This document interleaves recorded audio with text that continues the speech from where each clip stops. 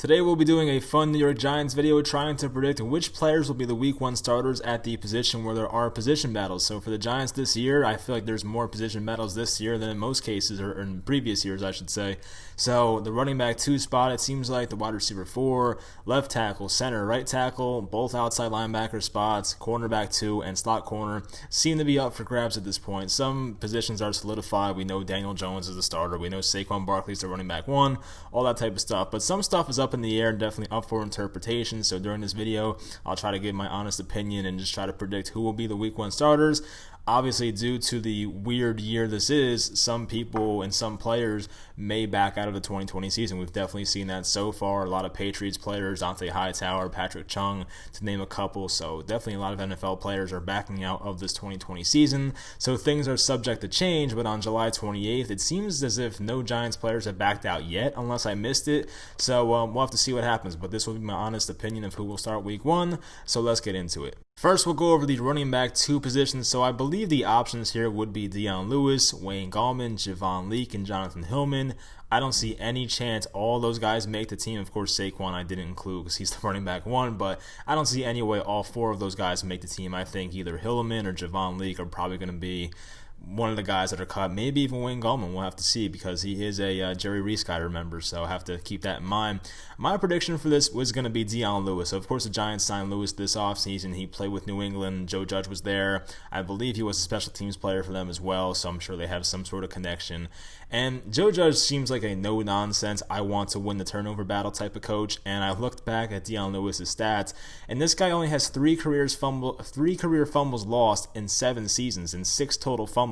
So like that's actually insane. Like his fumble percentage has had to be like one of the lowest in the league. He definitely holds on to the ball. Is he as explosive and elusive as he used to be? Probably not. I think Dion is now 29 years old, but still, from a receiving back standpoint, he's above average. I think he can do what Shane Vereen did for the Giants back in like 2015, 2016, whenever it was. And Shane Vereen had one pretty decent season here, so I think Dion Lewis could be that. I think Saquon Barkley will get most of the 3-down work, but of course he'll need a breather here and there. And I think Dion Lewis is a fine running back to put in there. I think Dion started 1 game for the Titans last year, and it didn't go too badly. He wasn't amazing, but like he wasn't too inefficient either. I don't know what the stats were off the top of my head, but he's still a fine backup running back. I wouldn't want this guy to be my starter going into the season, but as a running back too, very satisfied with Dion Lewis. And as I said, I think either Wayne Gallman, Javon Leake, Jonathan Hillman, I think one of them will probably be cut at some point in the in the preseason. So we'll have to see what happens. But for my guess for who the running back 2 is, I'm going to go with Dion Lewis. Up next, we have the wide receiver 4 spot, and last year that was manned by Cody Latimer, but now he's gone, and I believe he's on the commissioner exempt list as well, so that's not good news for him.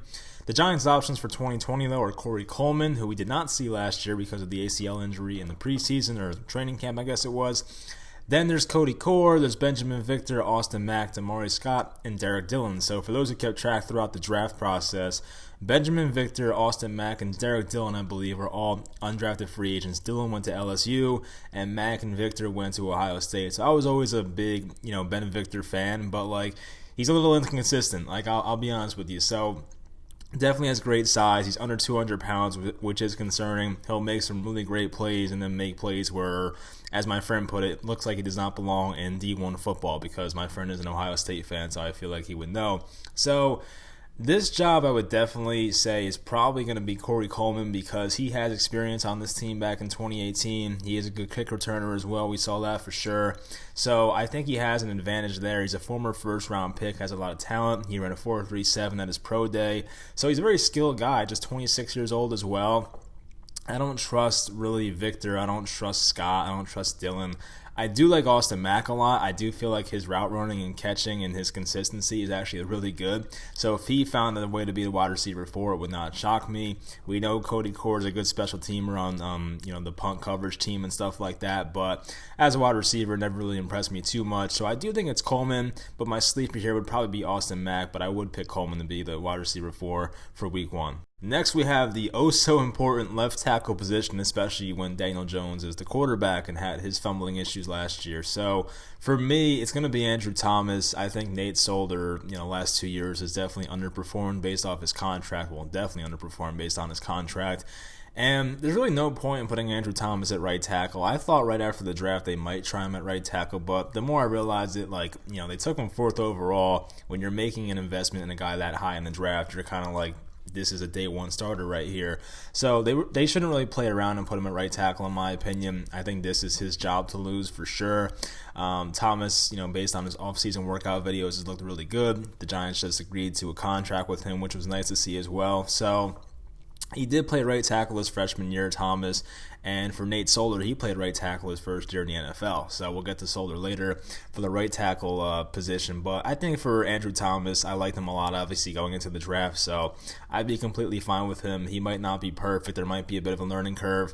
Him not being able to get preseason reps might suck for him, but I think eventually he'll get it. The Giants do have a tough schedule against some really good defensive ends and outside linebackers early in the season, so he better be up for the test, but I think it just makes the most sense based on him being a decade-long investment as compared to Nate Solder, who we know is going to be here for 1 year at the most. So Solder might be a guy who backs out of the season anyway. He's definitely been vocal about that. We'll get to that later. So I think Thomas makes the most sense here. You drafted him to be a franchise left tackle. There's no point in delaying the process. Make it happen in week 1 of his rookie season, and hopefully that's what the Giants do. Next, for the center position, this is a big one, of course. Many people talk about this one. So my options here would be Nick Gates, Shane Lemieux, and Spencer Pulley. John Jalapeno is now a free agent. I don't want to say good riddance because he seemed like a good guy, but I felt bad about the Achilles injury the last week of the year in a contract year. That sucked for him, but honestly, his performance on the field wasn't really matching what you want from a starting center. I just have to be honest. It's a brutal business, So my guess for who would start week 1 is Nick Gates. Now, I do believe on Twitter, I think Bobby Skinner actually added Nick Gates and said, like this if you've been snapping a ball in the offseason. He did like it, and I think he might have posted a video as well of him just snapping the ball, showing that he's working on playing center.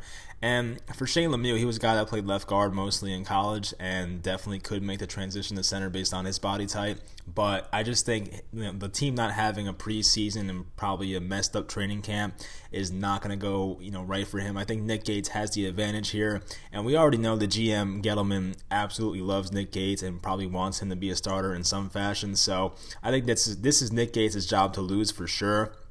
I know he's not a natural center, but at the same time, I definitely think he can do it. He impressed us at right tackle last year. He wasn't fantastic at it, but he was above average and definitely exceeded expectations from me and probably a lot of other fans as well. So, he could play right tackle, I guess. I think that is Solder's job if he reports, and then Cam Fleming behind him. He did well there last year, but I think for the center position, I don't trust Spencer Pulley. He played 1 game last year. He was atrocious. I think he's a guy that can be cut before the season starts anyway, because I think they can save some money there if they need to. And then Shane Lemieux is just a rookie. I like Shane Lemieux. I like that for a future investment standpoint. For a week 1 impact, I just don't see it happening for him right away. He definitely needs time to adjust, and having this messed up training camp and no preseason games is definitely going to hurt him in that regard. So I do think it's Nick Gates' job for week 1. Next, for the right tackle position, I have Nate Solder as an option, Cam Fleming, and Matt Parrott. So I think a lot of people would want to see Matt Parrott based on the upside and him being a 3rd-round pick and just people being excited about him. But I do think Parrott is more of a project and probably needs some time to get used to the NFL and the talent of the NFL and stuff like that. He's a guy coming from UConn, so I think he needs some time to adjust. I would not throw him in there right away week 1. So I think it's simple. In the event that if Nate Solder is playing, I think he starts at right tackle week 1. Will he last there all season? I'm not sure. But they're going to give him a chance because you don't pay a guy the amount of money Nate Solder makes to sit him on the bench. That would make absolutely no sense. So they're going to play Solder. If he stinks, they'll bench him for Cam Fleming. And if Nate Solder doesn't report due to the COVID concerns, I think it's Cam Fleming, and then he's backed up by Matt Parrott. I wouldn't really rule Matt Parrott out for the season. I don't want to say it like he's injured, but I wouldn't say Matt Parrott's not going to play this year. I think if the Giants are in a situation where they're in the final 3 weeks of the year, they're multiple games out of the playoffs, and they're having a rough season, I think they might give Matt Parrott a shot towards the end of the year to play right tackle and just see what they have in him. I think it's possible, but to start week 1, I just don't see that happening. So my prediction is Nate Solder will win this job. If he does not play this year, I think Cam Fleming gets that job. He's a veteran. He's played with the Patriots, Cowboys. I think he'll be all right. He's not gonna be great. He'll probably be what who was the right tackle last year? I forget the guy's name. Mike Remmers. He'll be what Mike Remmers was basically, maybe a little better, hopefully. But yeah, I think he'll be fine. So Solder, as I said, did play right tackle in 2011, his rookie year. I believe he played there all 16 games. Gettleman admitted in a interview that Solder had a rough year in 2019. So I just, based on these comments and these quotes and them taking Andrew Thomas, left tackle in the first round, number 4 overall, I find it hard to believe now that they would put Nate Solder at left tackle. So for me, Nate Solder has admitted, by the way, I think at the end of last year, that he is open to a position change if the Giants ask him to do that, and they definitely might ask him to do that. So at least Solder has admitted he will do that, and it depends what the coaches want, so we'll have to wait and see. But for my guess, I have Nate Solder at right tackle. If he sits out, then I have Cam Fleming. Next, we have the outside linebacker position. This is an interesting battle that I will be, keeping an eye on throughout the, I don't want to say preseason, but training camp. So the options are O'Shane Ximines, a third-round pick of 2019, a guy I've always liked, and I hope he gets a lot of playing time. Marcus Golden, who definitely, impressed us last year on a one-year deal. The Giants have rights to him, basically. It depends if he signs this tender or not. I'm expecting he'll be back, but if not, then I think Kyler Fackrell steps in. And speaking of Kyler Fackrell, they signed him from the Packers. He was really good in 2018, didn't play as much last year, but still an effective player. Lorenzo Carter, former third-round pick, disappointed in year 2. And then Carter Coughlin, who some fans like. He was a 7th-round pick out of Minnesota, I believe, this year in this year's draft. So my prediction for who's going to start for this team is O'Shane Ximines and Marcus Golden. So Ximines, as I've said in a previous video, has the most upside in my opinion. I think he has the potential to be the best one of this bunch, and he had 4.5 sacks last year, only played 40-something% of the snaps. I think if he got more snaps last year, he would have been one of the best rookies in football probably. So I think he has so much upside, and I would love the Giants to give him a starting job and try to play him for at least over 80% of the defensive snaps. That would be nice, if we can get to that number. And for Marcus Golden, his production was great last year. He got to the quarterback, the most consistently on this team, and was really good against the run as well. So he's a good veteran to have. He'll be motivated. He's admitted on Twitter he's pissed about the situation. He wanted a longer contract, only gets 1 year and $4.1 million. If he signs the tender, we'll have to wait and see. But if Marcus Golden were to sit out for some reason because he's not happy with the contract situation and all that stuff, which is fair, then I think Kyler Fackrell would play. And I have confidence in Fackrell. I think he's a pretty good player. He's a bigger player, more like a tall player. I don't want to say like big, but a taller player, but knows how to get to the quarterback and stuff like that. So I think he'll be fine. I'd rather have Marcus Golden back, obviously, but we'll have to wait and see. But for O'Shane Ximines, I'm very excited about him. He should get a starting job for sure, and I think Marcus Golden will be opposite of him. Next, we have the cornerback 2 position, and this is assuming that DeAndre Baker won't be there. So, of course, he's on the exempt list now, and it really is up to Roger Goodell as to when he comes back, and I'm sure until his legal situation is figured out, we probably won't see him back. So, if the season were to start tomorrow, these guys would be the list of players the Giants would have to choose from to be the outside corner opposite of, I'm forgetting his name, James Bradbury.